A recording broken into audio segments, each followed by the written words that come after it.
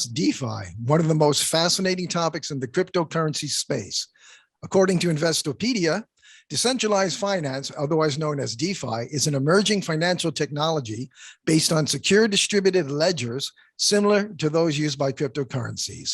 The system removes the control banks and institutions have on money, financial products, and financial services. Some of the key attractions of DeFi for many consumers are: it eliminates the fees that banks and other financial companies charge for using their services. Also, you hold your money in a secure digital wallet instead of keeping it in a bank. And anyone with an internet connection can use it without needing approval, and you can transfer funds in seconds and minutes. Please note, nothing is perfect, and currently DeFi does have some shortcomings. Two of the bigger issues affecting DeFi at this time are high transaction fees and security issues that can arise from poorly written smart contracts and client-side code. Today, we have a wonderful panel of speakers with us to address this topic, including some of the most influential people in the Neo N3 community. First, we have Odd Roland from Flamingo Finance. Please take a moment to introduce yourself and your company, Odd. Yeah, hello, my name is Odd, and I work as a lead developer on Flamingo. So Flamingo is a DeFi platform on Neo, so we don't struggle with the high fees, as you mentioned earlier. It's hard work, but it's also a long way. It's a long journey for DeFi to get out there. So yeah, we're working every day, and I will share my experience and answer questions to my best of knowledge. So yeah. Oh, thanks, Odd. Next, we have William Song from Lyrebird. Please introduce yourself, William. I'm William. I'm the founder of Lyrebird. Lyrebird is actually one of the alumni of the Neo Frontier Hackathon. It is a stablecoin protocol that's algorithmically based, and we'll be launching very soon. So please keep on the lookout within a month or so in terms of any updates that we have. Thank you, William. Also with us is Dennis Suslov from Neo Global Development. Dennis, please introduce yourself. Hey, everyone. Yeah, I work at NGD. I help our ecosystem to find new projects, new developers, and I talk to and try to support as much as I can our current projects and partners. Thank you. And thank you, Dennis. Next up is Ivan Poon from Carbon. Please tell us a little bit about yourself and your company, Ivan. Hey guys, I'm Ivan from Studio Labs actually. A very long history with Neo. Built one of the first DEX actually on Neo Legacy back in 2017, back in 2018. More recently, I focused on Carbon, which is like a scaling protocol that focuses on DeFi, and it's integrated with Neo 3. And yeah, we hope to bring lots of intrinsic and extrinsic value to the Neo community.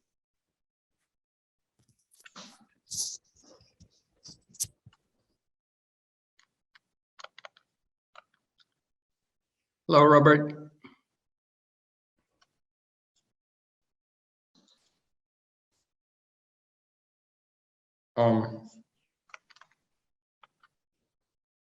Robert, you muted if you're trying to speak. Sorry about that. I try to mute myself while the guests are talking. Yeah, thanks for that, Matt. Hey, Matt, what can you tell us about yourself and your company, O3 Labs? Sure. Yeah, I'm Matt, obviously, from O3 Labs. I'm the communications director there. Our main product is a cross-chain aggregation protocol, basically functioning as a DEX, aggregating liquidity from major DEXs on the different chains as we are cross-chain. Basically, it's EVM or Ethereum virtual machine based on 9 different chains, and you can effectively trade across these different chains by going to o3swap.com and using either your MetaMask or your O3 wallet. O3 wallet began as one of the top wallets within the Neo community in 2017, and that's why I'm here. Fantastic, Matt, and thank you for that introduction. All right, so let us move on to the topics, everybody. The first one is, How can DeFi projects respond to the risks associated with decentralized finance? And how can DeFi users protect themselves when interacting with the DeFi world? Who wants to go first? I can shoot if you want that, Rob. Please do. Yeah, it's what's important here is education. It's not like a bank is centralized. You can go in there with your passport and you can get your money back, even if you lost your bank card. So it's not like the same if you lose your key to your wallet. That's an issue because then it's lost. So it's to teach new users to do backups, but also it's a risk like invoking smart contracts. So for DeFi products, it's important to make good user interfaces that helps users understand what they're doing and also be trustworthy. So it's easy to say trustworthy for me because I can check what's behind, but for a user reading a smart contract, I can get like my mother to read a smart contract to understand like what's happening to her funds.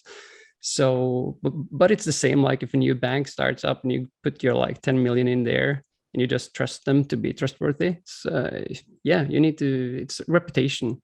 And DeFi has like, it's young, but the reputation is bad because of hacks and stuff like that. So it needs time. And I think like the platforms that take security like as a priority will survive and they will get a good reputation.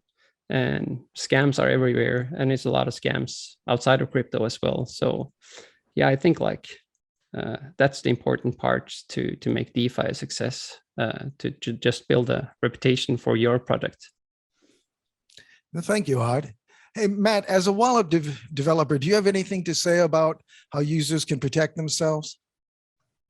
Yes, I think one of the top things is to not keep their assets on centralized exchanges and keep them in digital wallets, whether that be a soft wallet like O3 wallet or a hardware wallet.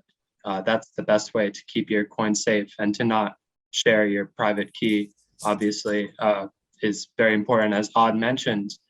I also think that just using DeFi in general adds a layer of protection rather than using a centralized exchange or a centralized solution where you don't have access to your funds in the same way that you would in a decentralized system. Hey, Matt, could you do us one more favor? I know it's a commonly repeated topic, but could you kind of give people a little bit of discussion about custodial versus non-custodial wallets? Right. So a custodial wallet is where you don't have access to your private keys. So those private keys are kept for you by another entity that effectively gives them total control over your funds, whether they want to lock them, freeze them, ask for some other information from you. Whereas a non-custodial wallet is the exact opposite. You have complete control and no one else can tell you what to do with your funds, or whether you need extra information. You have total control and can effectively send your funds anywhere if you so choose to. Which is really important right now, because as many of us know what's going on in the world, there are people that are getting locked out of their funds because they don't actually own them, because they're non-custodial wallets on exchanges and the like. Also, a hidden and kind of treacherous area that people might mistake is when you use APIs, like for instance, the Infura API with Ethereum, you can also be denied access. You still have your funds, but you can't get to them via your wallet if it uses that API. Am I correct in that, Matt? Yes, you're correct. And I think you're referring to the Canadian trucker incidents in Western Canada. Yeah, there was also some stuff with MetaMask, though, where people can't get through on MetaMask based on their geographic location. Oh, really? Oh, I hadn't even heard of that. I considered MetaMask to be one of the solutions to this issue. But they do effectively exercise control as well, I guess. Well, I think everybody should use the O3 wallet and the other great Neo wallets, and that way we get around all this trouble. All right. Dennis or Ivan or William, do you have anything that you'd like to add about the risks associated with DeFi? Yeah, I can. Go ahead. Go ahead, please. Oh, yeah, I think one issue that's predominant in DeFi that you don't see anywhere else is that so many of these protocols are very new, in the sense that a lot of them are kind of based on financial instruments that have been developed over the past like 100 to 200 years. But some of them actually, they're novel to the point that you don't actually know how it would work at a large scale. Stablecoin space, you see a lot of that, especially because there are some, I guess the traditional ones that are fiat backed. Those you kind of know and you can expect, how does this work? And then there's the algorithmic space, in which various different chains and different projects have taken different approaches. And some of them have worked very well so far. Like, that doesn't mean that it's going to work forever. And then some other ones have completely collapsed. And I don't think that as a regular user who's just interested in the space, reading a white paper, you can really tell, like, oh, this is going to collapse versus this one's actually going to work. And it's a big concern at this point, because I think the space is very new. And so at this point, you can't really know for sure which kinds of protocols work, because until it works at a large scale, you can't claim that it does. And unfortunately, I think this is just part of growing pains. As I mentioned before, traditional financial instruments, they've grown over like past 100, 200 years, and you get a lot of regulations that come with the pain points and the scams that people go through over those 100 years. For DeFi, I think this is just the beginning. We know some types of exploits that are always going to happen with similar types of products, but there are other ones that we don't really understand yet. And I think part of the growth is you kind of see these in action, and unfortunately, it's really hard to anticipate before that happens what it's going to be. Very important points, and thank you for that, William. Dennis, you were about to say something, weren't you? About the risks, I think we all heard about smart contract risks, and platforms can be hacked. There are hacks sometimes, and there are audit firms that can do audit. And if you trust the firm, then it means it's pretty much safe to use the platform. And you know, not all of us are developers, and not all of us can read code. Or maybe if it's a new project, we don't have time to go through their code. So what's very important here is to build what I call a web of trust. If you follow reliable people that you know on Twitter or something, like if you follow Odd, William, Ivan, or our new ecosystem developer Harry, and if they all of them follow one project on Twitter, it probably means you can trust that project. So that's probably the easiest. If you follow the right people who are experts in the field, then you can have a little bit more of trust, and you know, you can try out the new product, let's say, even though it doesn't have audits yet, even though it's better to wait for audits maybe. Yeah, thank you. Very good advice. And I would, Ivan, 1 second, please. I would like to add that Joe Stewart, also known as How2328, is a fantastic resource to follow and a good person to get information from. Ivan, I'm sorry I interrupted you. Please go on. Yeah, no problem. Yeah, I just want to add, I think both Dennis and William covered like smart contract risks and like whether something like a platform or a certain algorithm or a certain strategy works or not. I do think that's more for advanced users though. And I think for mass adoption, let's say if you want to just focus on the basic user who does basic things, maybe like use AMMs, use basic use Flamingo or Uniswap. I do think that wallets actually could do a lot more to protect such users. And that's not to like throw you under the bus, Matthew. But why I say that is that because the wallet is sort of like the fortress for the user, right? It's their non-custodial digital assets, or all the assets are there. If, for example, MetaMask or O3 wallet is able to detect the contract that the user is interacting with, and flag out that say that let's say the user is trying to use Flamingo, but then the wallet realizes that, hey, only like 2 people has interacted with this contract, or this contract was deployed yesterday. whereas Flamingo should have been there like for a year, right? And such alerts, such warnings, right, could actually protect a lot of phishing attacks. It could basically cover, I think, 90% of fund loss for new users, basically. Other things that could be done is so one thing that O3 did really well early on was doing the app API thing, where the full transaction is decoded and you can actually kind of see like the parameters that you're sending in. On the other hand, on the EVM side in Ethereum, right, it's actually really bad. A lot of DeFi protocols that you use, you don't really know what the heck you're doing. You just press sign because you just see a hash or a random string of characters, and you just hope that you're on the right website. You just hope that you didn't screw anything up, and so that's so two things. One, I think wallets will help there because they are like the interface between the user and the blockchain or the DApp, and also having like standards like the expanding and making even better, more robust sort of specs and DApp APIs. I think those will really help new users feel more confident and really make the whole space a lot more secure. Yeah.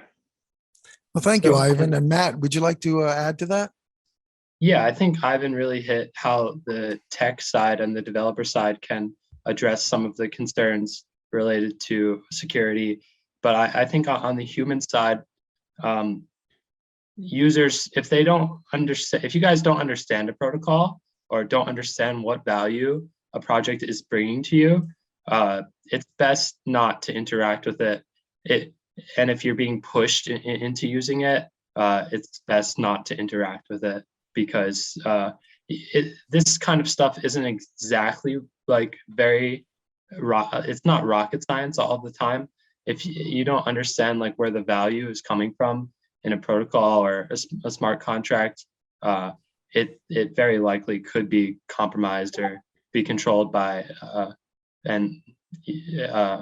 bad player. Yeah, so I think just from the human side, if you don't understand it, don't work with it. I like to think about like the derivatives in 2008 in America that everyone was gambling on, like in the stock market, and how everybody was saying, oh, there's huge gains, but nobody really understand underneath what was happening. And that was like the devil was in the details there. So if you don't understand it, just don't touch it. Can I add some to what Ivan said? Please do. And also, of course, what Matt said, because that was like my first reaction coming into crypto. It was like, maybe I should build a wallet, because as a user, you get this Invoke Script and you're like, okay, I just hope this hash is Flamingo. So like the wallet is what the users use to be decentralized. And if I could then interact with the Flamingo contract, and then the wallet would fetch like how many invokes have this contract had. Okay, it's like 100,000 a day. Okay, this seems like a legit contract or a whitelist or something like that. This is a known contract from Flamingo, and you're trying to stake funds because it has like set functions. So of course it's a bit more work, but I think like all devs should come together and help the wallets be more like detailed to say that this is a Flamingo contract and you're trying to stake funds to this contract, and then that contract is this pool, and it's absolutely doable. But of course it's work. Yeah, I would definitely agree with that. In fact, I'm hoping that someday we'll be able to specify in an Invoke script the maximum amount that can be spent by the contracts that are executing, but we don't have that just yet. Just putting that out there. All right. Does anybody else have anything to add to this current question, or should we move on to the next topic? Going once, going twice. All right. Here's the next question. Can decentralized and centralized finance coexist? What are the advantages of DeFi compared to CeFi? Anybody want to pick that up? Yeah, I can go into it quickly if you guys don't mind. Please do. So they already do coexist, and they will continue to. Of course, there's the specter of government regulation looming, and I think if at first they will mainly focus on centralized exchanges, DeFi, because I don't even think they don't understand that yet, let alone DeFi, and I don't think they can regulate something that they don't really understand. Of course, we have that Biden executive order coming in America, and America usually leads the way on these sort of financial matters. A lot of other countries sort of follow suit. So yeah, they coexist currently, and I think they will continue to coexist. The advantage of DeFi is sort of having that custodial, like you have custody of your private keys, I should say. So you have full control. Whereas in CeFi, you don't have full control. You can be asked to do further review, more information, do KYC.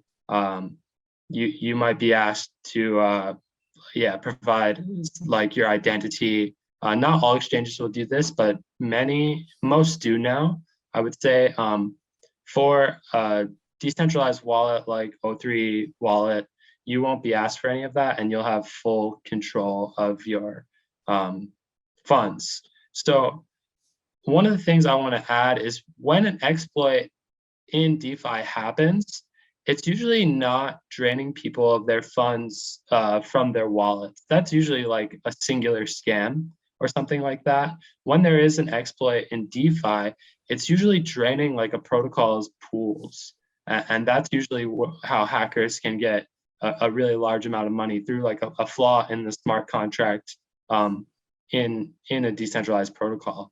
But if users have their funds locked away in their decentralized wallets and don't share their private keys, that's the safest their funds could possibly be. Excellent points. And yeah, that's one of the big benefits of decentralized is that when a hack occurs, you're not part of a large group of people to get hurt all at once. Anybody else like to add, please? It's the same for the centralized finance. If they first get hacked, now I see they've gotten better, like with the last hack on what's that large American exchange again? Bitfinex? No, Coinbase. Yeah, Coinbase has some Ethereum problems, but Oh. they gotten better on the sexes as well because they learned from previous hacks. But previous hacks has drained the sexes like dry for all users, so all funds are gone usually. So that's like the biggest problem there, is that one person or someone has the private key to all the funds. Like on NiceHash, they took like a lot of Bitcoins. And also with decentralized finance, it's important with bug bounty programs. It's important to interact with hackers. I love it when I talk with hackers that tries to exploit something, that tries to figure out. It's like, yeah, that's the best, because then they're on your side trying to like penetrate you. And if you don't like I said initially, if you don't take security like as a priority here, even though it slows things down and it's like kind of boring, if you don't like prioritize that, you will die in some months because someone out there will find something smart to do and you're out of funds, and you only have one chance in this game. So that's the important part here. Like for Flamingo, it was a good project for us to go into and work on because it's been there for a year, so the risk is much lower. I guess a lot of hackers has already tried it out, and also now with the bug bounties, we have a lot of hackers trying it every day. So yeah, I think they can coexist, and they will do it. And a DEX gives the money back to the users instead of giving it to an entity like Binance or another company. Yeah, the users get paid first, and that's a wonderful thing. Hey, Dennis, do you have anything to say on the topic of bug bounties or other incentives to help developers secure the Neo N3? Me, right? Yes. Well, we do have a bug bounty. I would need to check on that. And yeah, we have developer grants. Actually, I'm not so sure. I wanted to add on a different topic, talk about this from a different angle. I think DeFi and CeFi definitely can coexist because CeFi still has some advantages, right? Very often they have more tokens, maybe more liquidity, maybe they add tokens faster, but also some users just find it more easy, right? More user-friendly to have sort of to rely on third party to take care of your assets. And if the player is large enough, then it's fine, right? If it's big guys like Coinbase or Binance, basically there is some protection, right? It's two-factor authorization. You get the message, you use the Google authenticator, and that's okay. So probably the best thing here to do is just to diversify. So have part of your portfolio on centralized exchanges and part of on decentralized. I think that should work for many people as well. Fantastic. Ivan or William, do you want to add anything to this question?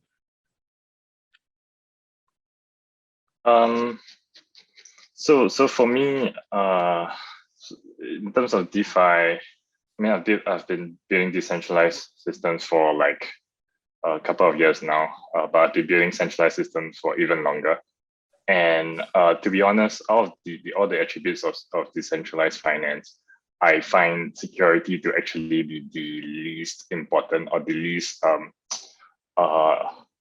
it's the least sort of significant attribute. The reason, because to be honest, I feel it's easier to secure a centralized system than a decentralized system. Sometimes when I'm coding, I'm like, shit, if I build this on a centralized system, I could do it in 2 days instead of 2 months, you know. For me, decentralized finance, its main advantage is really the other attributes. One of them is the censorship resistance, the permissionlessness of it. So the whole concept and the premise of crypto is that you control your funds. But if you are unable to, say, move between different types of assets, different types of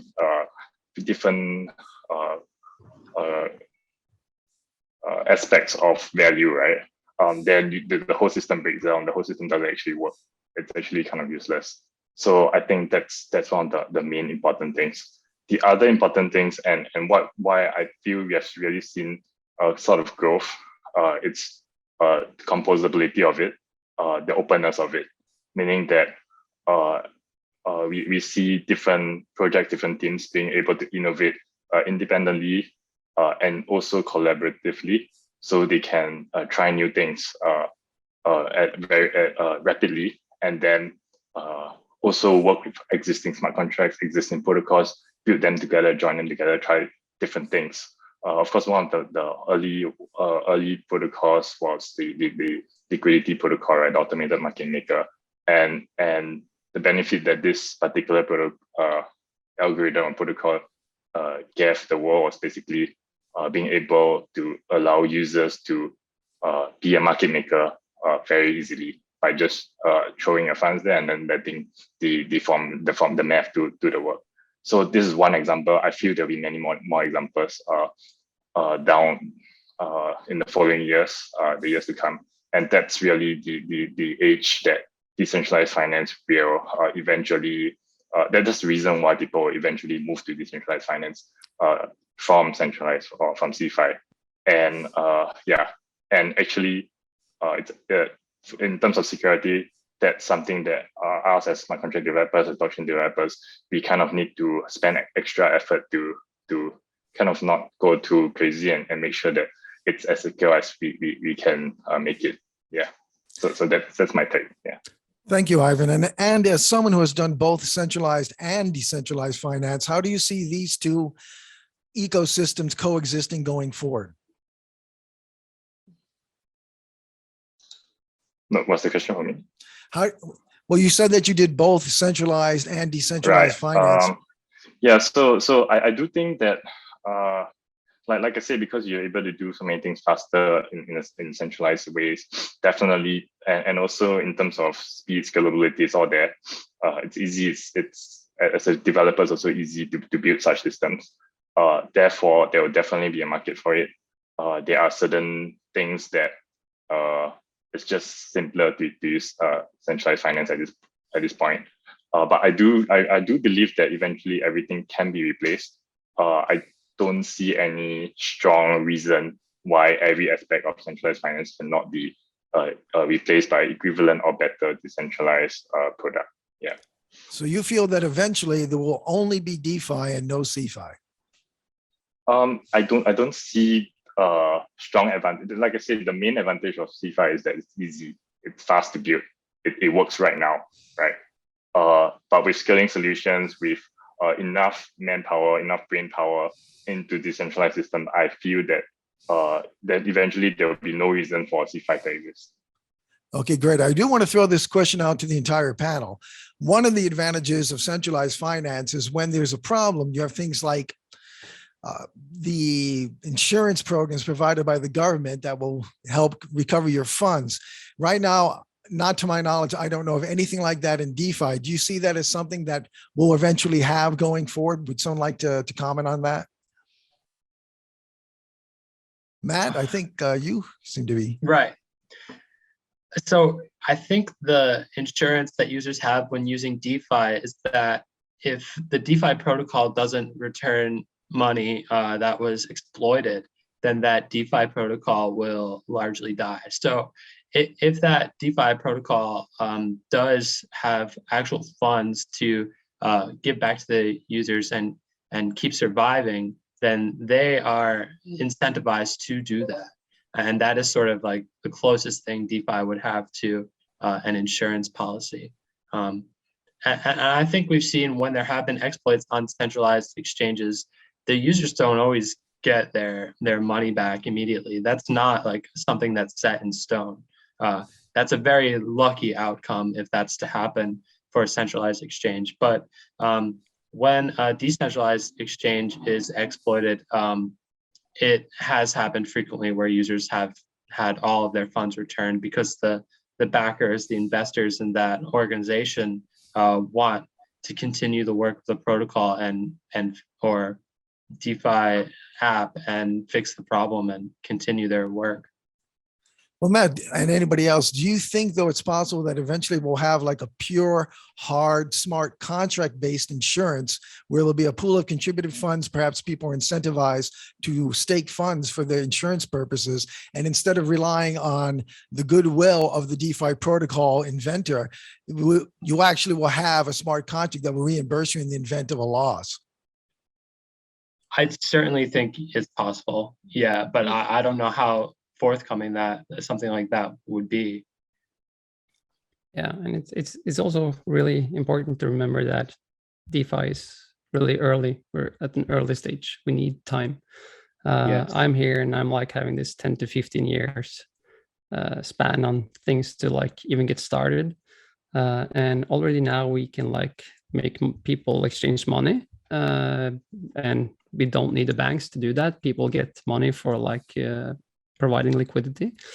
But like what DeFi can solve in like short term, it's more like lending. If I want to lend out my apartment, you have a smart contract, you like put in some Neo tokens there and you get the PIN code to the door. And if you stop paying, then the PIN code changes and you won't be able to access that apartment anymore. And then, of course, the key to the apartment can be an NFT too. So if you have it in your wallet, you can unlock the apartment. That's an easy step for DeFi to take over, like rentals and stuff like that.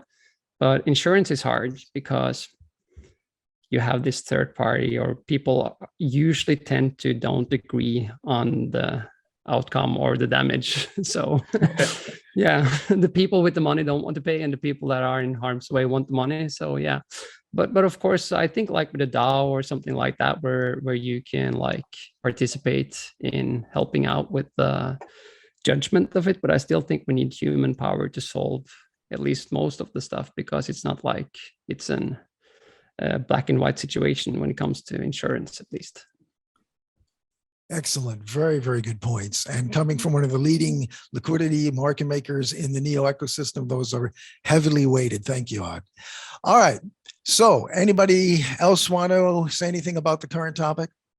Yeah, I think just on the topic of insurance, I think technical challenges are actually mostly solved, in the sense that I think the building blocks to actually building a decentralized insurance platform do exist. I think the biggest issue actually is that most insurance providers, they need to have a very good idea of what are the probabilities of certain events. Like if you have flood insurance, you need to know like how likely is that area to flood. And so if you live in a flood prone zone, obviously you pay more because it's more likely. And with DeFi, I think it's so young that we don't have a good idea of like if like John Doe came and said, oh, I have a smart contract, like you can do whatever, like you can make $1 billion here. And then they're looking to get insurance for that. How do you assess that risk? And how do you actually know, like, is this going to have like a 90% of failure or like, is this going to be like 1% failure? And I think that really kind of throws out the entire premise, because if you can't value that, then you don't know what the premium should be. And so then you can't really agree on how much should the platform provider or the user be paying in premiums to insure a particular amount. And so in that sense, I think it's actually more of a less of a technical problem and more of a like we don't have enough information problem. Okay, so you feel that the lack of good actuarial tables is a real problem to facilitating a good insurance solution.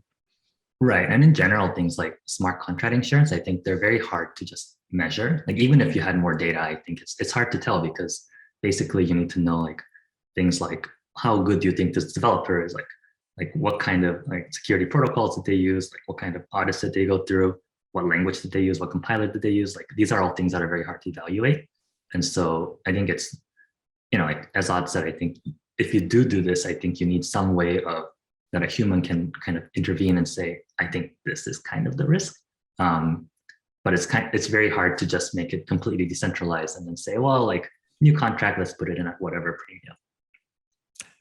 Interesting. And I would agree. That is something that hopefully will come out through further exploration as we all pursue this wonderful opportunity. All right. Anybody else on this topic?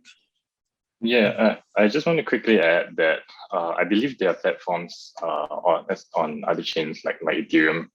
I was actually an early user of Nexus Mutual, so it's actually quite interesting and it's designed as a sort of mutual that's actually a legal entity in somewhere in Europe or something like that. And yeah, like William was saying, the technology is there, it's been solved. However, as an early user, again, it's exactly what William said. It's actually kind of expensive because no one dares to. So the way they do it's quite interesting. I don't want to go so much into it, but there's like a DAO, there's like a governance token, there's like staking. And basically, if you think a contract is secure, you can stake your token for some yield, for some yield. And if the contract gets wrecked, basically it's paid out to whoever bought the insurance. And then they try to let the market kind of like decide what the premium should be, because the more people that think it's safe. So for example, the curve insurance will be really cheap because there's a lot of stakers, basically free money, right? So yeah, so they kind of let the economics play out. Problem with that though is then it doesn't really work, because I actually want to insure against the more risky contracts, but the risky contracts are like so expensive that it's not viable to actually buy the insurance. So yeah, but so I think there needs to be some other layer probably to make it really work. And yeah, it could be actually, it's an interesting hackathon idea for the Neo ecosystem as well, because we don't have one of that. Yeah. Yeah. You gave me some ideas now, Ivan, because you can you have these insurance firms, they already insure stuff. So then you have a rich person and he hires 10 people to buy insurance contracts from people that wants to insure stuff. I want to insure my car. Okay. Then they start to do the research. Who are you? What car do you drive? What kind of insurance do you want? And then you can build a smart contract from both sides. Okay, we agree on this amount, we agree on this, and they buy my. So I can go to the marketplace and post Odd wants to insure his car. And then you can have people sitting there and try to buy that police, okay, I want to insure your car and you have to pay me this amount of money. And if you crash, you have to submit photos and stuff like that. But still you need someone if you insure my car and I crash and you say, yeah, but that's on you. Yeah, we need someone to decide who gets what still. Yeah, but yeah, exactly.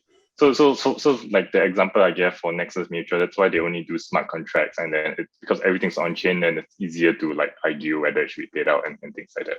Yeah, but what you say makes a lot of sense as well.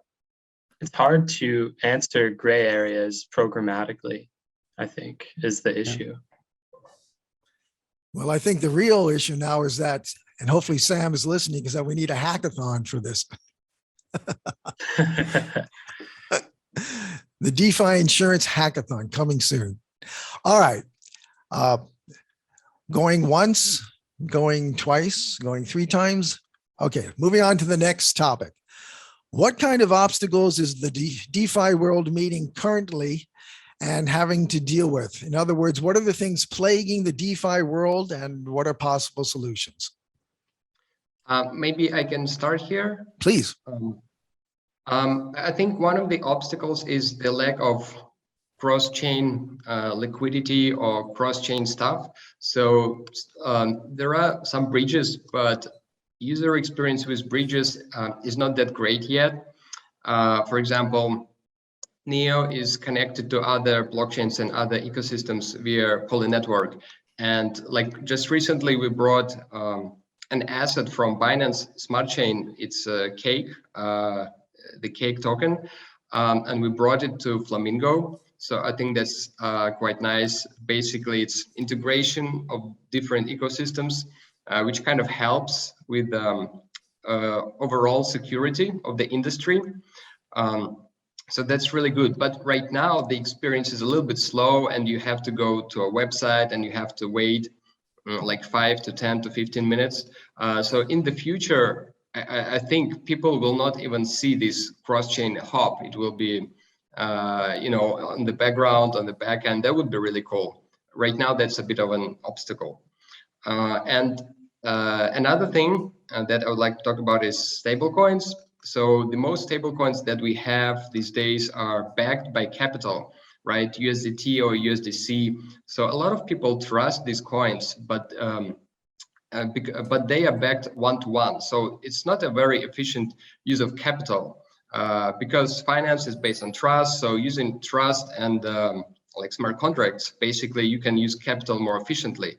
So here I actually hope William can talk a little bit about his ideas in this, like how he thinks it's possible to solve this problem of lack of decentralized stablecoins.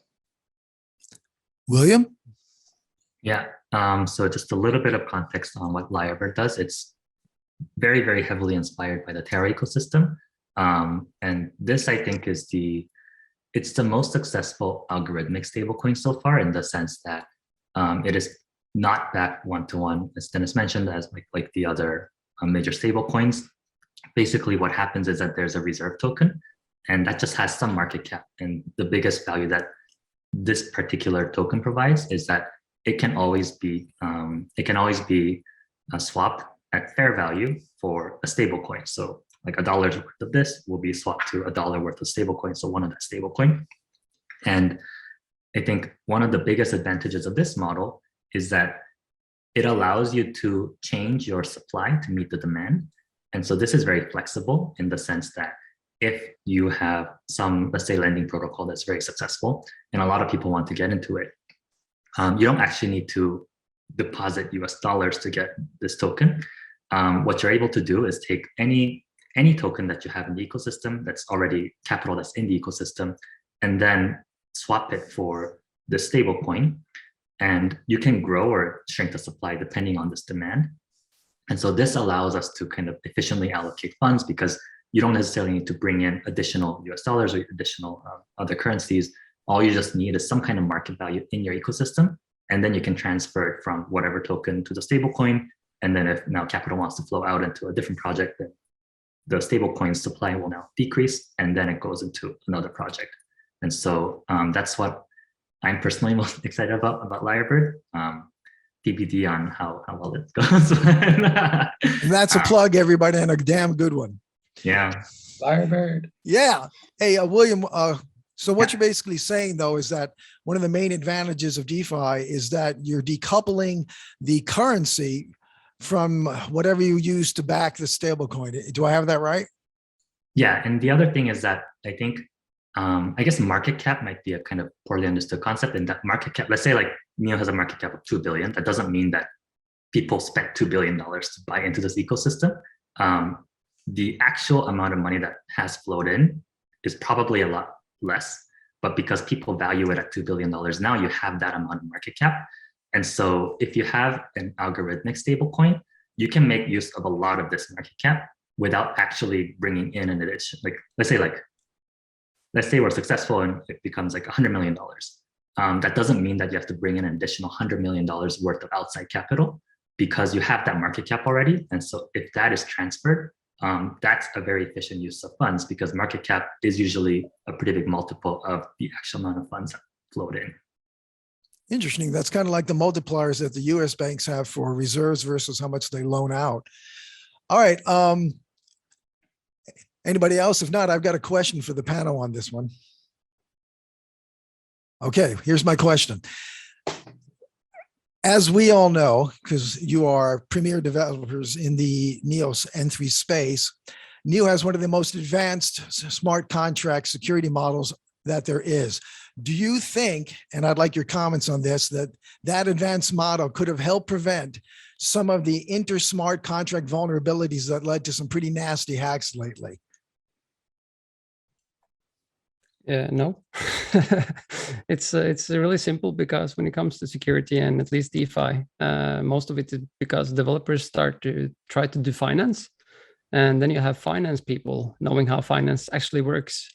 So most of the hacks that's happened aren't really hacks. It's just people using the contracts for what they're built for, but they're like scaling it up with flash loans. So basically, most of the drainage is like flash loan attacks. It's like the AMM. It's programmed to move the price, and the players are just doing that with a lot of funds. So NEO is as safe as the developers developing the contracts. It's just like that. Well, just because you're heavily into this space, if you really racked your brain, is there absolutely anything that could be built into, for example, the VM or the platform itself that might at least help protect developers from other shoot yourself in the foot things as you're talking about?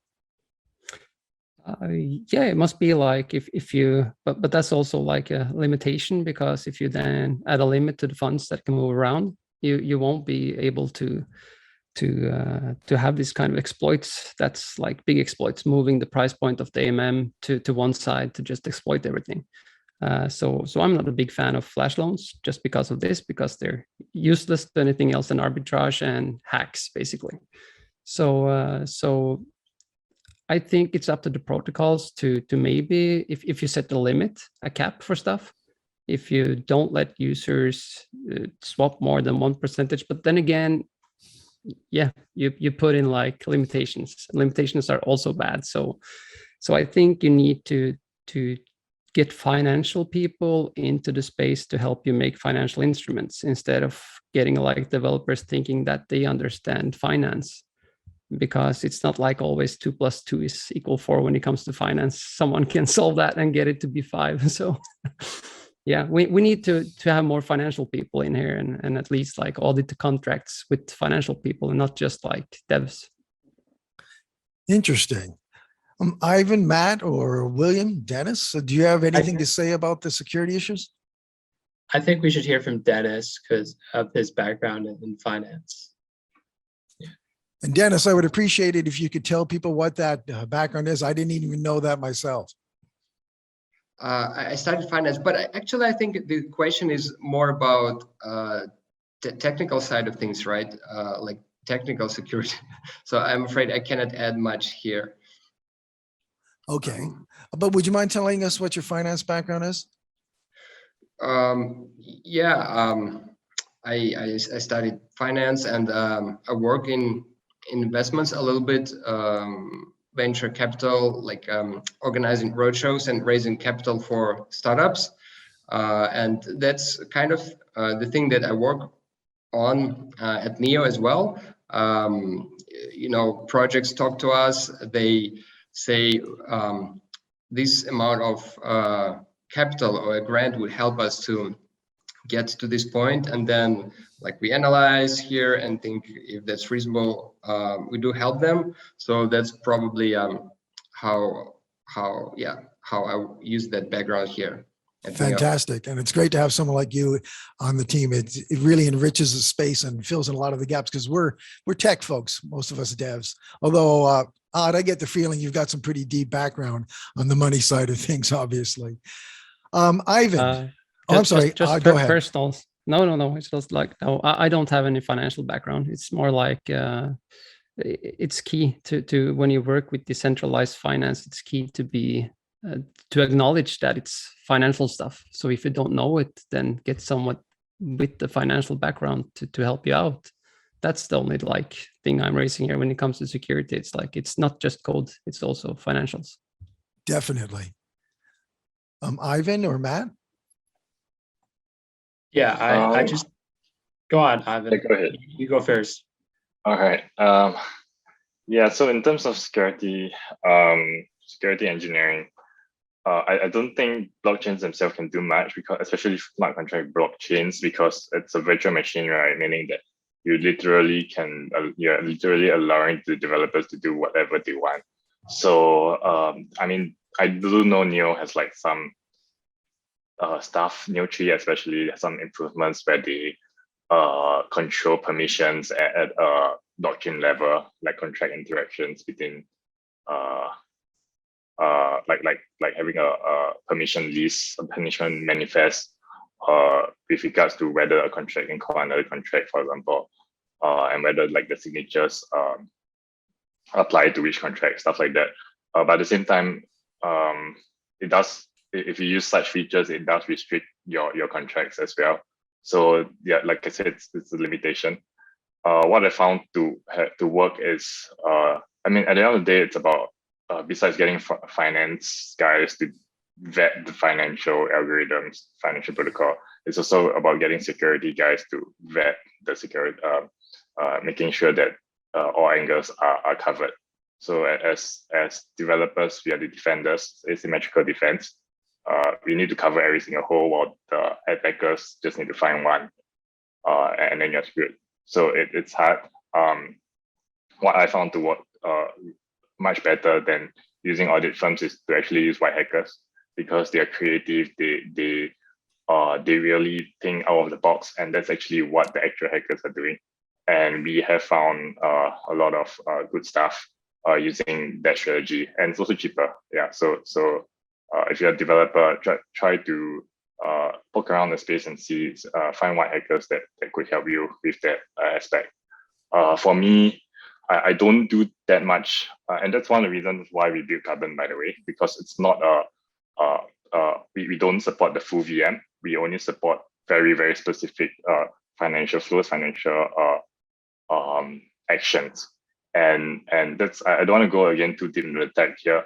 It's built on Cosmos SDK, but because we don't have full VM, we could, but we don't want that. We restrict it to a very we restrict it to the set of things that we know people want to do in DeFi, whether it's trading, it's swapping, it's liquidity pool, CDP, all this stuff. It's possible, but no more than that. And and so far that has worked very well for us as well. Yeah. Right. Then there's nothing wrong with a good sandbox like you're talking about. And yes, I was referring to Neo's advanced custom contract scope and permissions, where you can say only these contracts in this list are allowed to do anything of import on the blockchain. Matt, I think you had something to add, didn't you? I just wanted to add that I think it's important that projects match their auditing budget with a bug bounty program to allow white hat hackers to sort of get a look at the code and see the vulnerabilities there. Ivan did mention that sometimes even the bug bounties can be less than the cost of an auditing firm coming in. And I think it's also important to remember that some of these auditing firms are even younger in this very new space, and even they have some shortcomings as well. They're not all impenetrable when it comes to auditing contracts. They can't see everything, and I don't even blame them for that. The devs have their part to do in security, and then there's the auditing firms, and then there's bug bounty. But even now we have very nascent real-time auditing that can happen, where scripts can be running at all times to verify whether the smart contracts have vulnerabilities or holes in them. But even that's very new. And we just need to do a better job of keeping the user educated, and while also making sure that our code is as impenetrable as it possibly can. And that's all we can do. Look, hackers are smart, and I don't think blockchains can necessarily blacklist them. I mean, that sort of takes away the utility of the blockchain, right? It's supposed to be decentralized, and if you're able to blacklist people whenever you want, or freeze their funds, that's not decentralized. And yeah, hackers can work for good. White hat hackers, yes, we need them badly and always. I think like for hackers, if there's a way out to get money, they will always take that, because if you steal funds from crypto, it's shown that you will be prosecuted. So you will be hunted down by the governments and they will prosecute you. So if you give them an out, if you give them an opportunity to earn like real money and like get a good feeling about themselves, they will always use that. But of course, if there's no like carrot in the end for me, if I hack someone and the only thing I get back from like talking to them is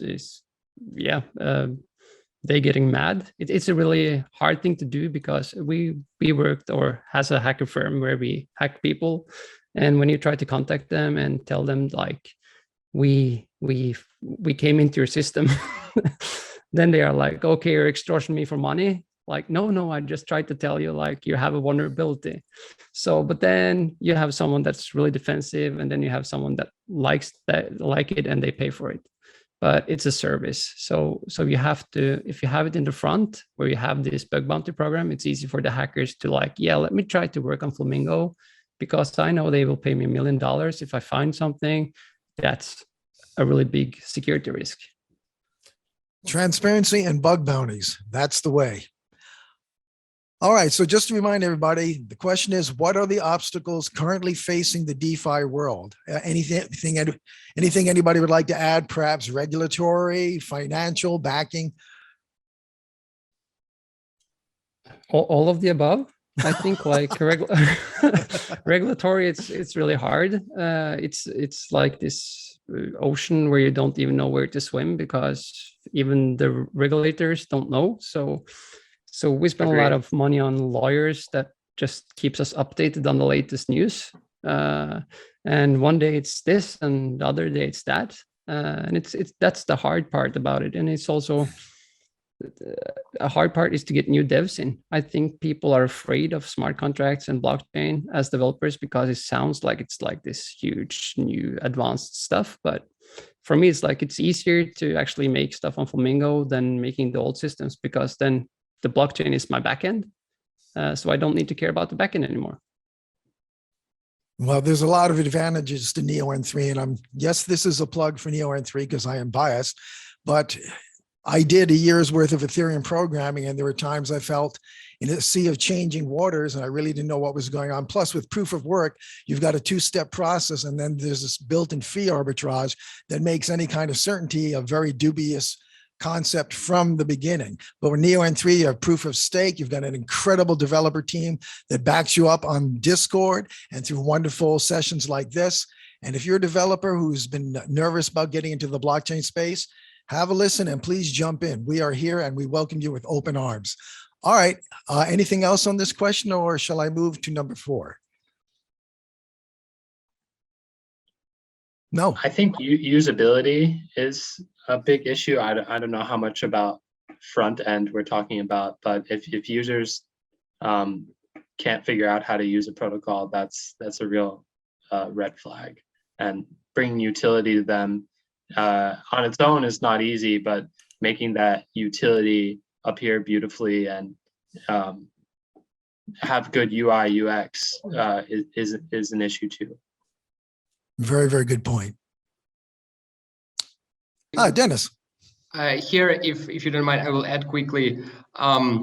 There is a lot of projects in the industry which all look alike, and I think that's not very good. You know, like on EVM chains, there is this great project, and then it's just forked and copied everywhere.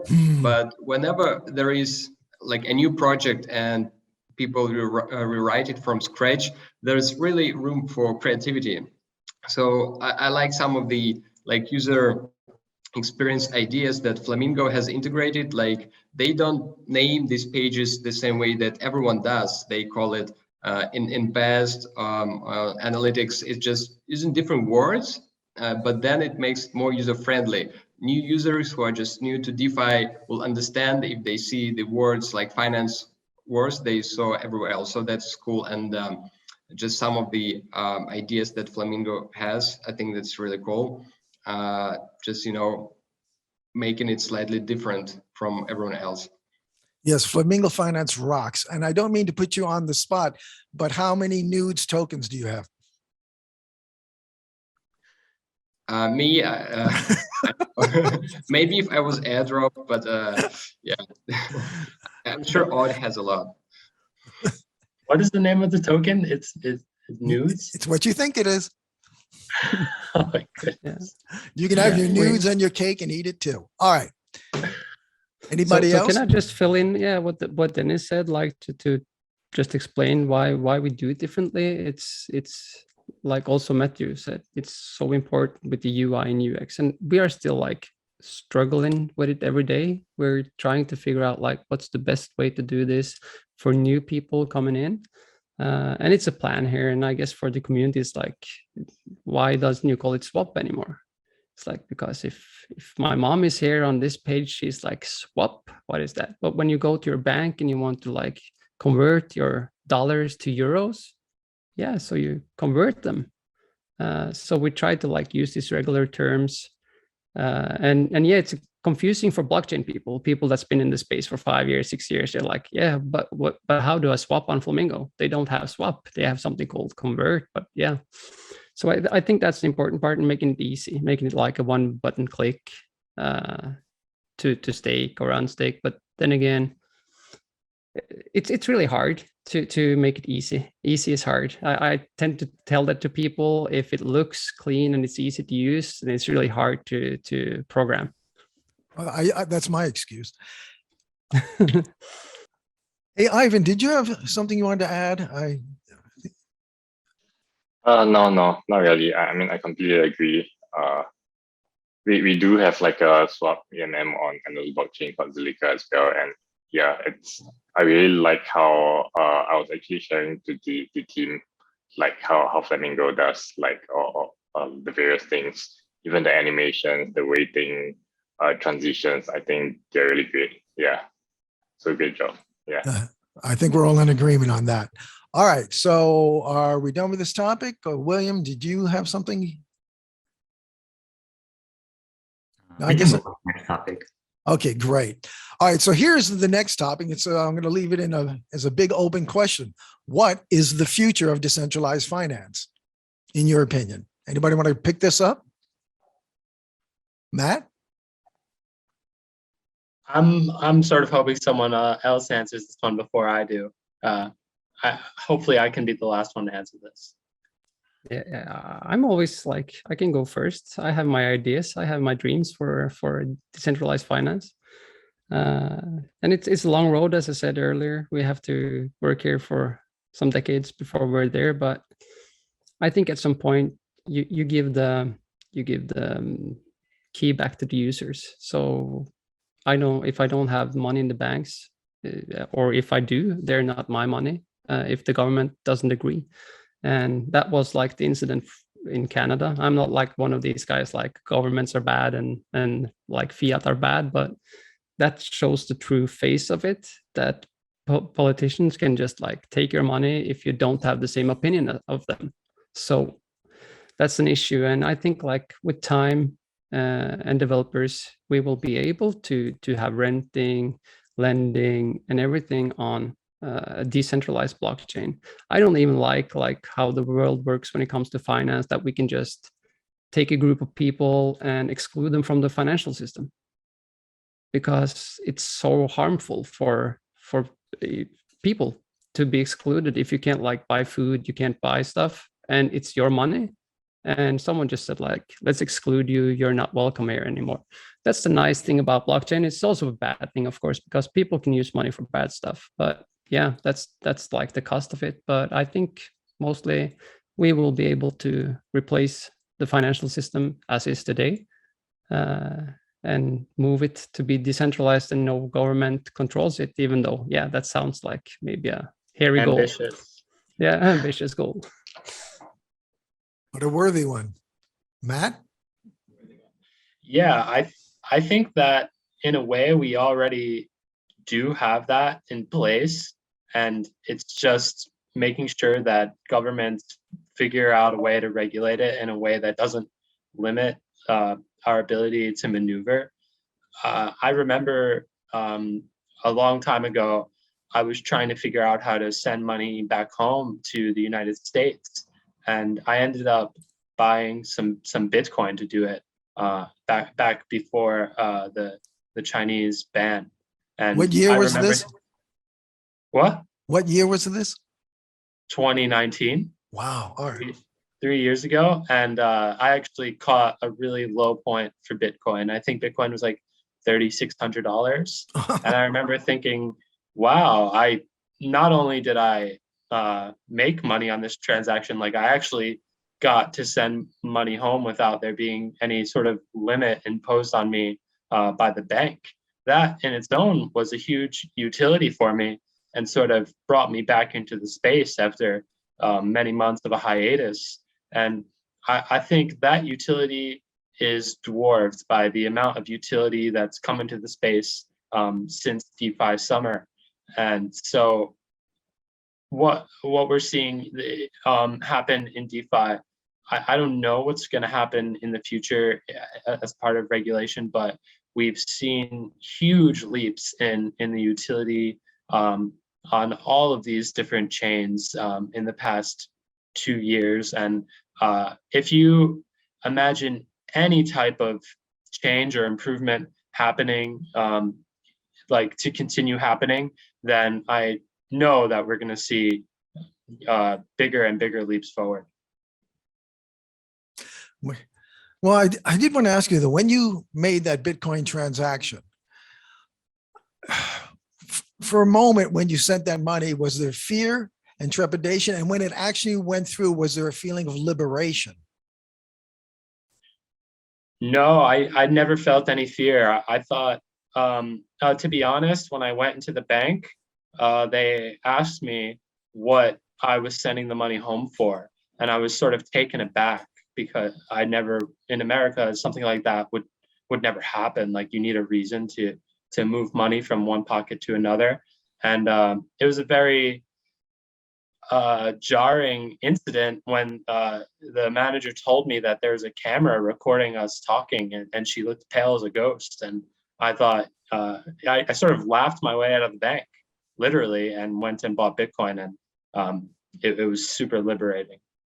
Yeah, I had an uncomfortable experience at a bank once where I was in there and I had my sunglasses on, and the girl said, "Hey, why don't you take your sunglasses off so we can see your pretty eyes?" And, I really feel badly, but I said to her, "Miss, I really appreciate you trying to make this nice, but I know it's because you want the cameras to do facial recognition." And it's just, that's the kind of thing that decentralized finance is hopefully going to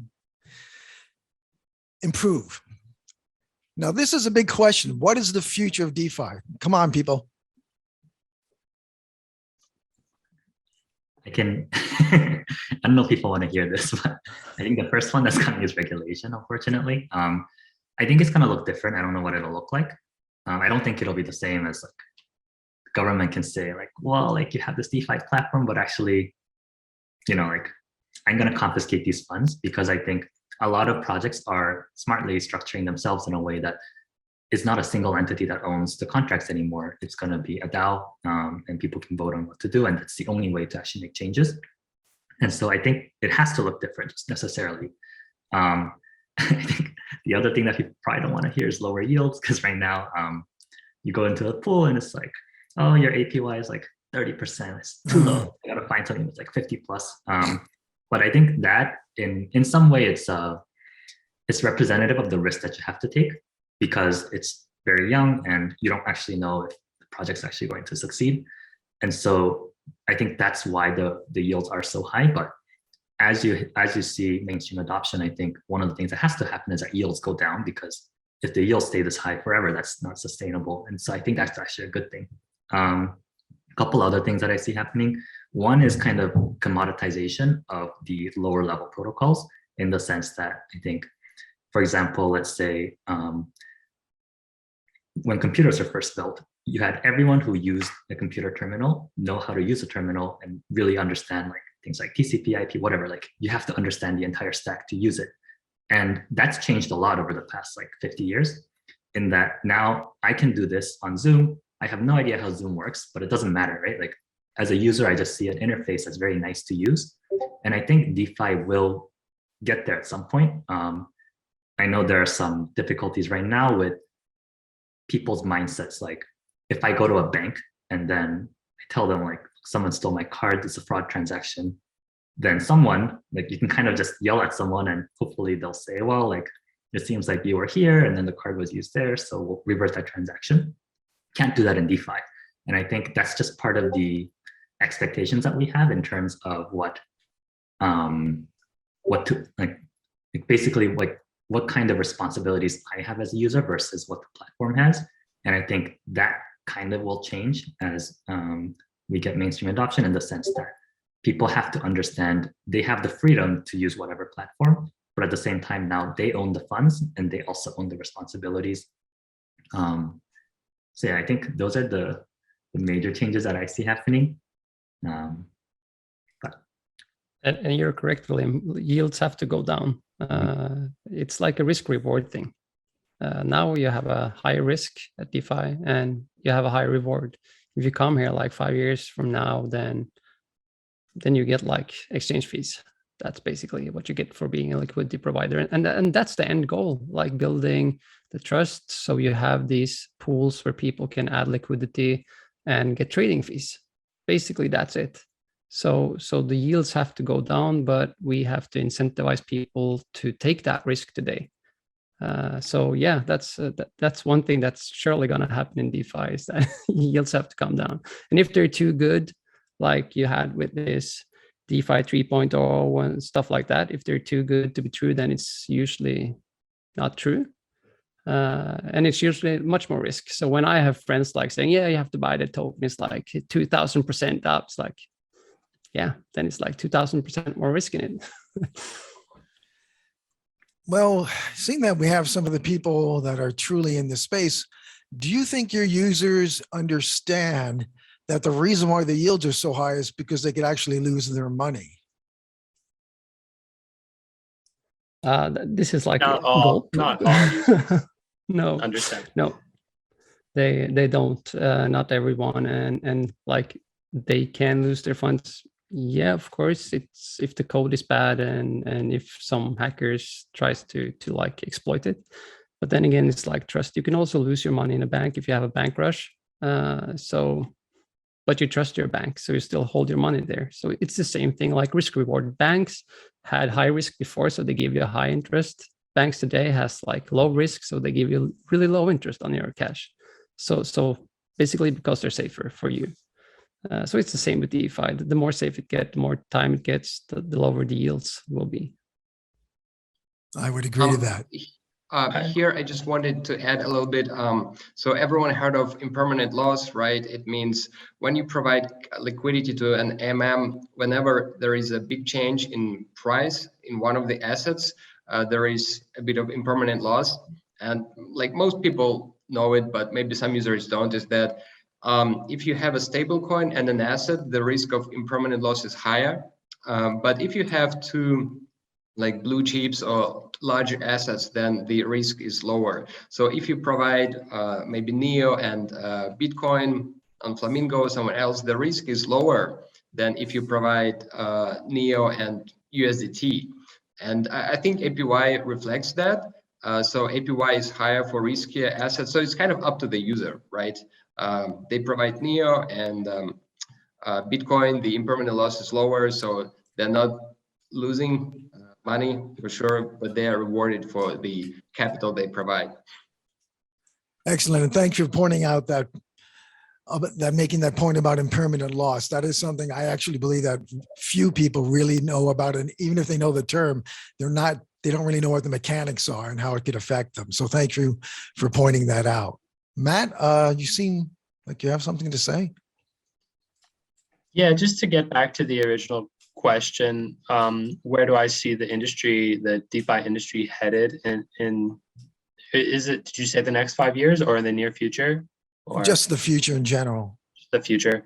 I think it's going to go the way of El Salvador in terms of adoption and countries actually seeing that this is the future and the way off of a financial system that is largely very unfair.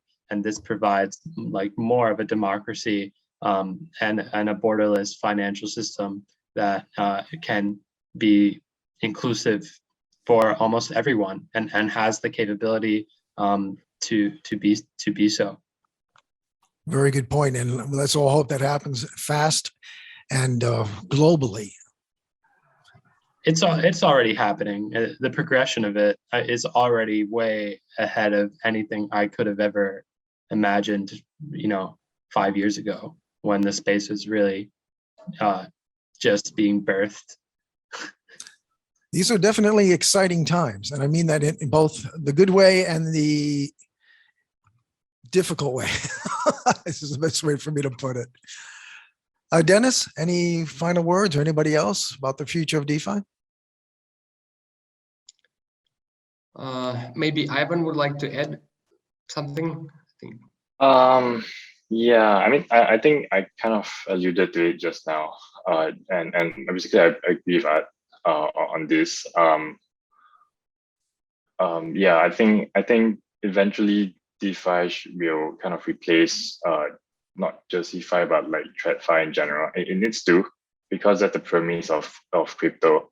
If you can just so Bitcoin started with say the simplest financial transaction, transferring value from A to B, from Alice to Bob. But it can't end there because that's not what people do with money. They don't just send money around. They save, they borrow, they lend, they hedge, they leverage. There's so many things that people need to do with their money. And I mean, Bitcoin did have like scripts, but obviously it wasn't built with enough foresight, perhaps. But anyway, without that, the whole thing falls apart, and it's kind of like this thing that can never compete with TradFi, with mainstream currencies, simply because you cannot do everything that you need to do with it. So how I see the future of DeFi is really being able to we're going to see all these elements from huge things like derivatives. Like right now, there's no good options protocol. They are decentralized. Futures kind of, but also not that great.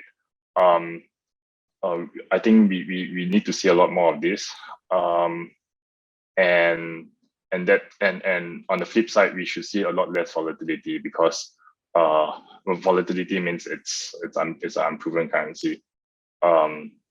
Yeah, so I think that, and I do believe it will get there.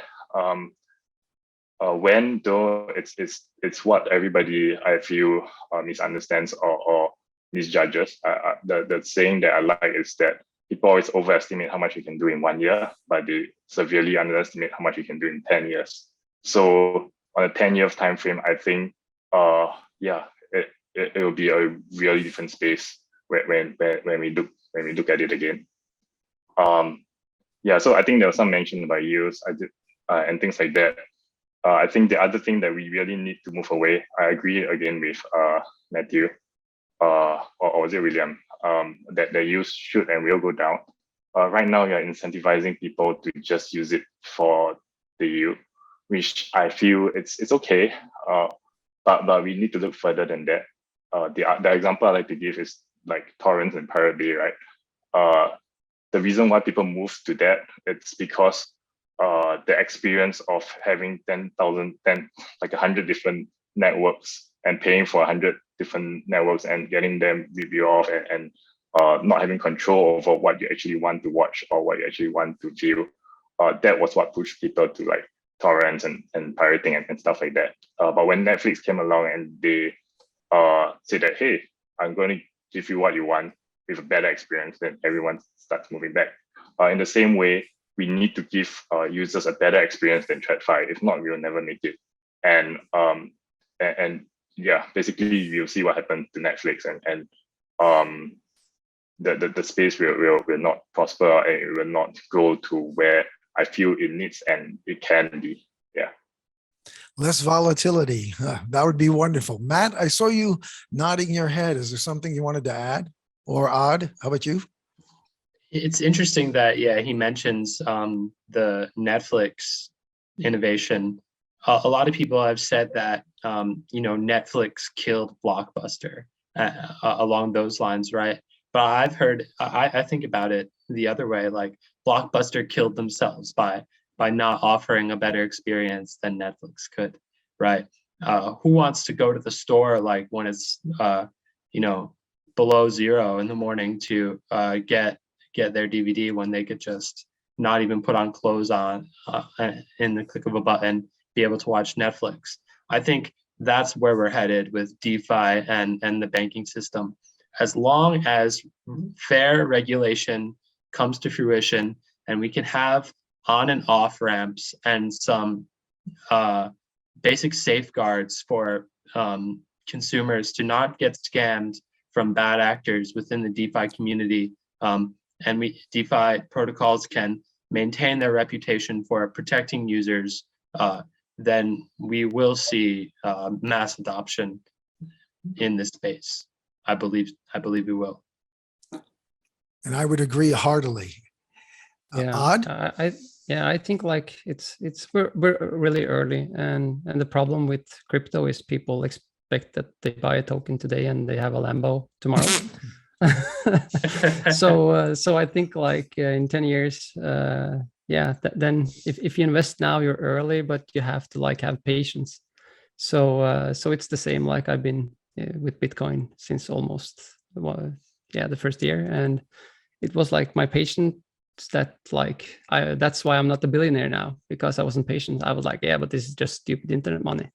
So yeah, and I bought like plane tickets for 3 Bitcoins and stuff like that. But yeah, it's like have patience. It needs to grow. It needs time to be developed, and it needs to be secure. And if it's secure, it takes time. So yeah, absolutely. And yes, hindsight is 2020. All right. Anybody else before we get to our last question? Going once, going twice. Okay, here's the last question. And I want to point out to everybody listening, we have a magnificent hackathon going on being held by Neo Global Development, the Polaris Launchpad hackathon, and there's over $500,000 in prizes and funding available. Make sure you check it out.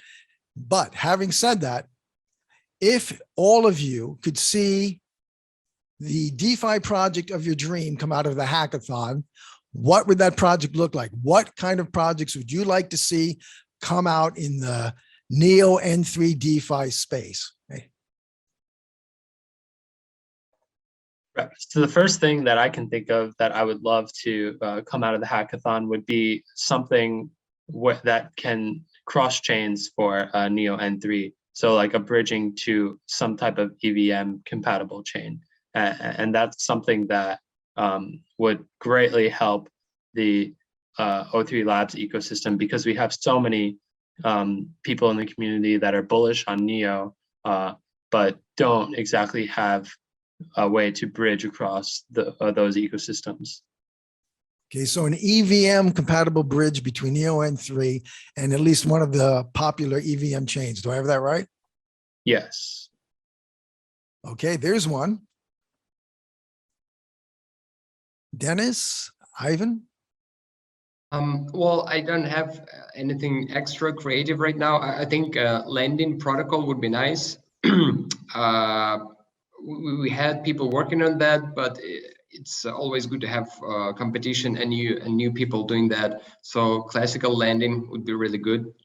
Yeah, with a good user experience, smooth experience. User-friendly lending platform. Check. William, I thought for sure you'd have something here. I do. I think lending and payments are the ones that I have most in mind.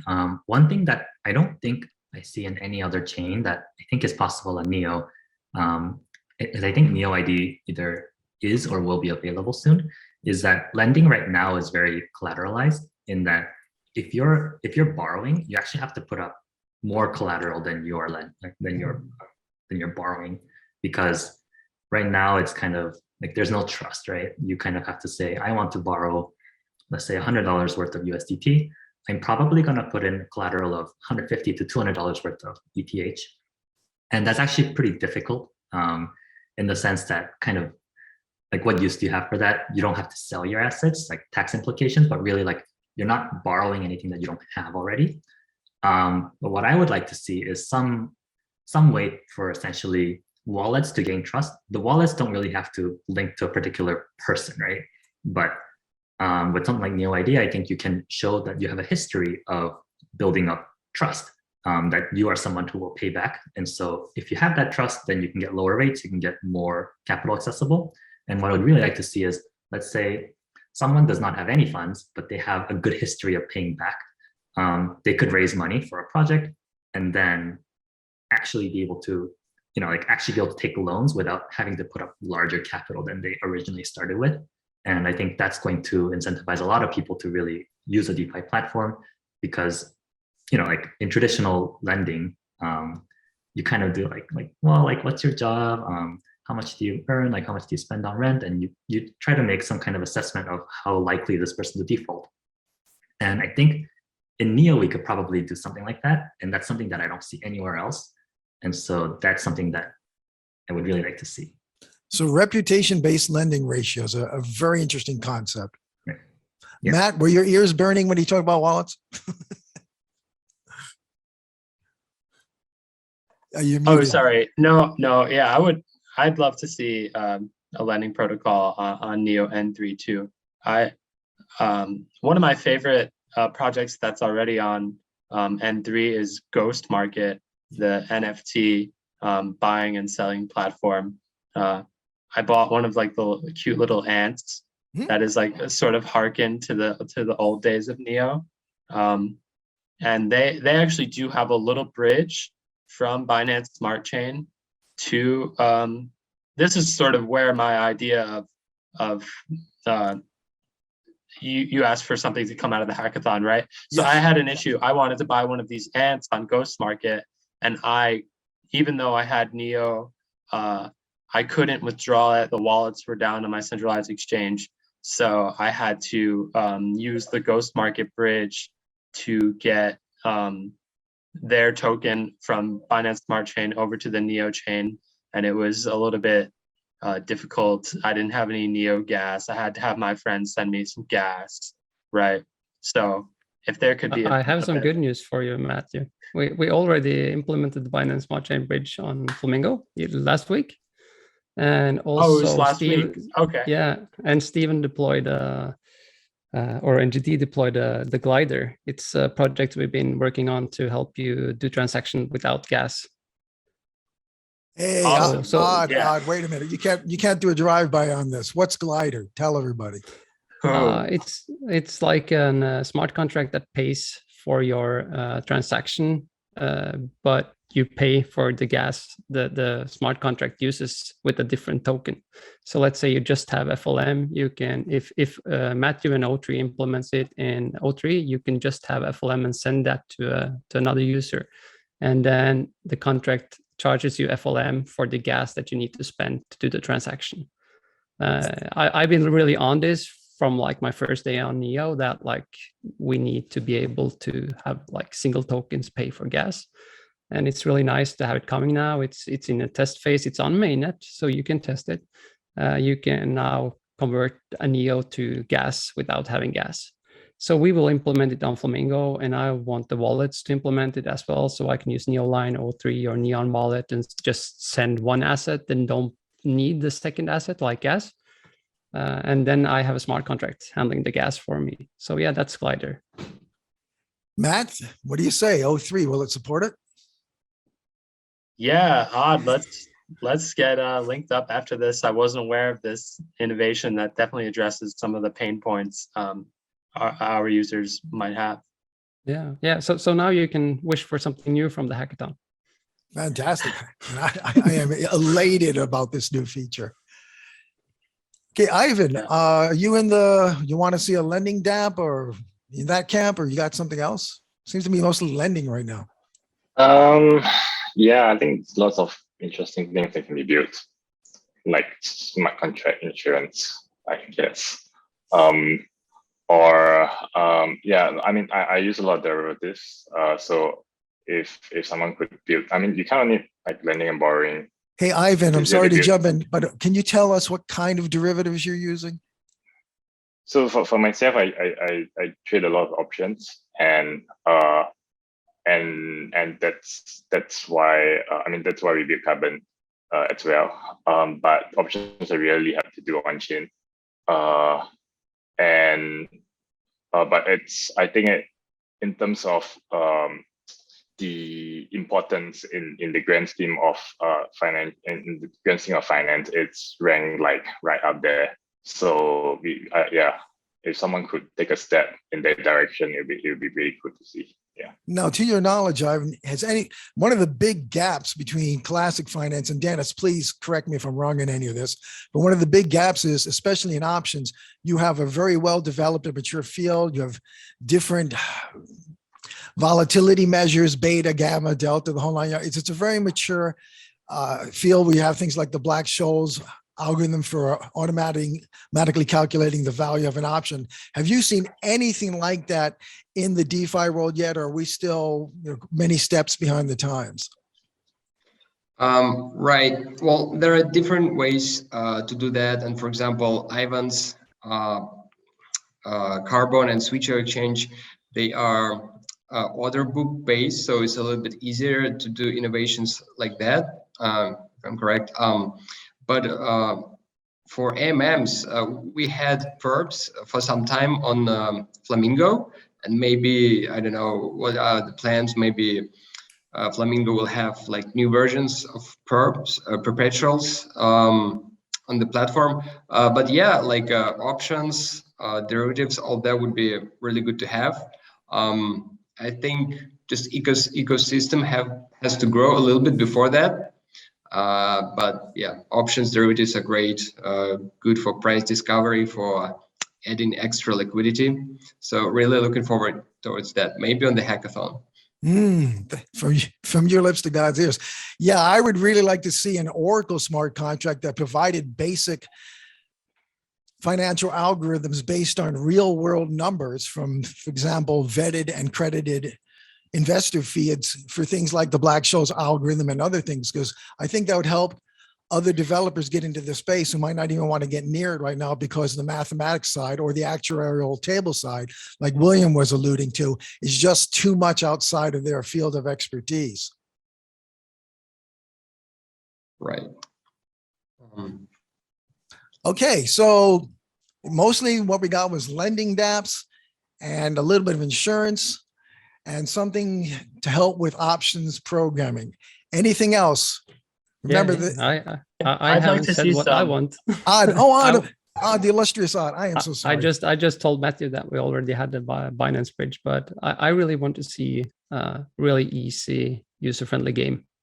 I was just about to say that. Yeah, yes. On Neo, we need adoption. We need to bring people in. On Flamingo, we're working on being ready for that, being ready for adoption, like getting an on-ramp and stuff like that, because it's really important to make it easy for people to join the space. But a really simple game really helps, because games always, like, people are interested in doing more if they can get like playing a game instead of investing or staking capital. But if it's there as well as a game, that's nice. So a really easy game, but because we have some games now, but for me, I don't have the time to like read everything I need to know to learn about them. So I want something that's really entertaining and easy. Well, Odd, and this is for everybody. What do you all think about the current play to earn games that are out there now? I have only played one. I've got addicted to it pretty quickly. Really? Yeah, and it's a MOBA. It's called Thetan Arena on Binance Smart Chain. It's super fun, and I think they've got like 23 million players now. Wow. As far as the metaverse games, I think they're a little bit slow to develop. At least my thesis on them is not to invest in them until there's a real bear market, because I think they just take a very long time to develop, and there might be 2 or even 3 bear markets before they are fully mature from a gaming platform. But for MOBAs right now, I think that people like quick games. Odd was just alluding to it when he said that he doesn't even have the time to get into any of these games, because maybe you have to buy an NFT. Maybe there's so much you have to do just before you can start playing. But I believe that gaming and NFTs is going to be the main on-ramp into this space, into the DeFi space, even though they're only tangentially touching DeFi. That's sort of the spirit that and the thesis that I'm going with as we wage on into the future. Yeah. Matt, would you mind elaborating on how the timing of a bear market should affect people's investment or playing of these games? Well, gaming and NFT tokens are usually small market cap and are subject to very high volatility.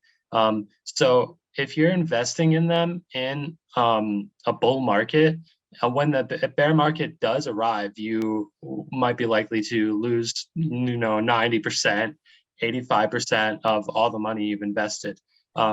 And what we're seeing with these metaverses and tokens that sort of are involved in creating a universe for players to explore is that that's not easy to do, and that takes a really long time. And so if you're riding a wave for metaverse, as we've seen people do, and investing in these coins as they're pumping high, you're gonna get burnt really bad when that wave comes back down. So I invest in crypto gaming, and I don't even touch the metaverse tokens until I see a real bear trend in Bitcoin, because even though there are all these old altcoins, I think that everything's just following Bitcoin and the macroeconomic outlook globally. So yeah, I think that these metaverse tokens and metaverse projects will be very successful,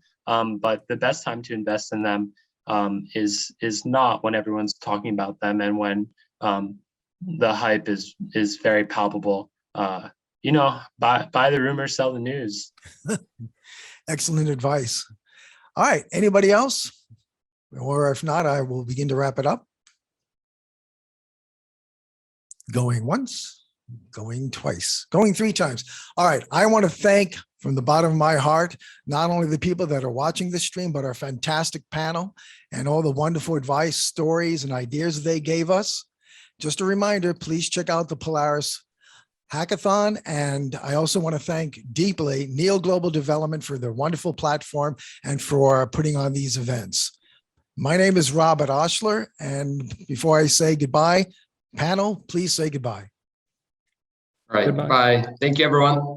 Bye, everyone. Thanks, Robert. You've been a fantastic host. You've got a real radio voice. Well, I had great guests, so it was easy. All right, All that's right. it, everybody. Thank you, everyone. Sorry. Good night, guys. Goodbyes are always awkward. Thank you, everybody. Have a great day. Take care. Thank you. You too. Bye-bye.